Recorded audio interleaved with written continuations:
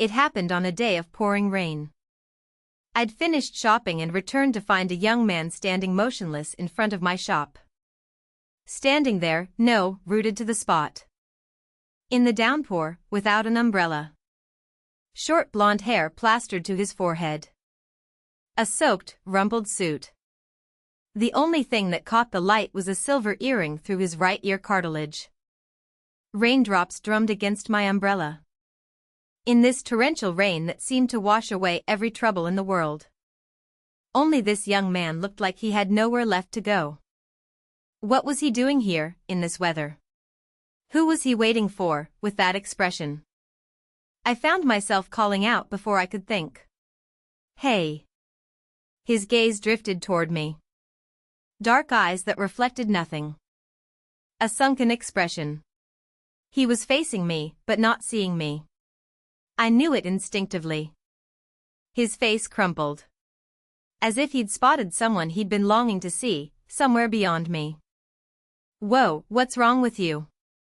The moment I thrust my umbrella toward him. The strength drained from his body. He collapsed slowly, and I reached out. My shopping bag tumbled. My umbrella skidded across the wet asphalt. Groceries scattered everywhere. Hey! Are you okay? All that remained in my arms was a cold, small body. I carried him inside. He weighed almost nothing. His suit was soaked through, freezing. I laid him on the shop's break room couch. Wrapped him in every blanket I could find, and made hot tea. When he finally opened his eyes, he looked around like he'd never seen walls before. Where? My shop. You collapsed in the rain. He stared at me. Then, why? Why what? Why did you help me? I shrugged. You were in front of my shop. It was raining. What else was I supposed to do? Something flickered in those dark eyes. The faintest light. Most people wouldn't. Most people are idiots.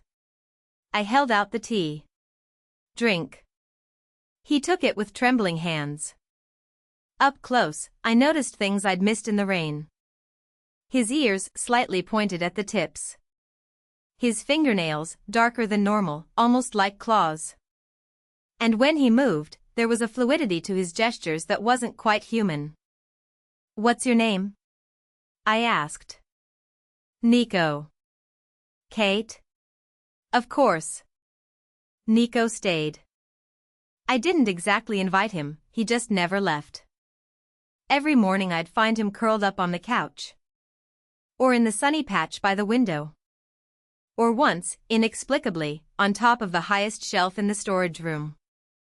You're not a cat, I told him for the dozenth time. He just blinked at me with those dark, unreadable eyes. He never talked much. But he was always there. When I stocked shelves, he watched. When I closed up, he helped, silently, efficiently.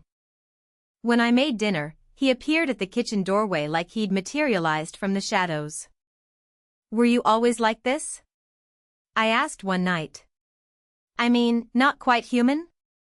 He was quiet for a long time. Then, I don't remember. Before. Only, the rain. And you. I didn't know what to say to that. So I didn't say anything. I just gave him more tea. Weeks passed. The rainy season ended. Sunlight filled the shop, and with it came something I hadn't expected. Nico started to change. He smiled more.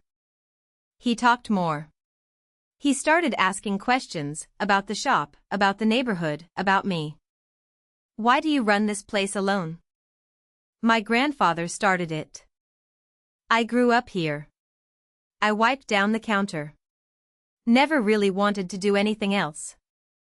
That's nice, he said softly. Having somewhere you belong. Don't you have somewhere? He looked away. I don't remember. That was always his answer. I don't remember.